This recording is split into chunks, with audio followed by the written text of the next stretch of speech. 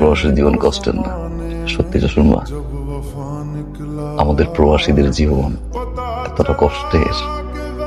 তোমরা যারা দেশে থাকো, একটা দিন যদি দেখতা, ঘুমাইতে পারতা না। জানো, 15-16 ঘন্টা কাজ করতে হয়, নিজের খাবার নিজের রান্না করতে হয়। এসবটা গতবার ঘুরে আসছিলাম, তোমার মনে আছে? এক কিসার দেখো এবারও ঘুরে আসছি। অনেক কিছু কিনতে ইচ্ছা করে কিন্তু কিনি না, শুধু কাজ করি, ঘাম ঝরাই, স্বপ্ন দেখি। 1000 টাকার নোট না, তুমি দেখো একটা নোট, আমি দেখি ঘন্টার পর ঘন্টা ঘাম ঝরা, কষ্ট। তারপরেও কেন তো কষ্ট করি আমরা জানো? স্বপ্নের জন্য। দিনের পর দিন, মাসের পর মাস, বছরের পর বছর প্রত্যেকটা প্রবাসী কষ্ট করে যায় শুধুমাত্র স্বপ্নের জন্য। টানা 5-10 বছর কাজ করব,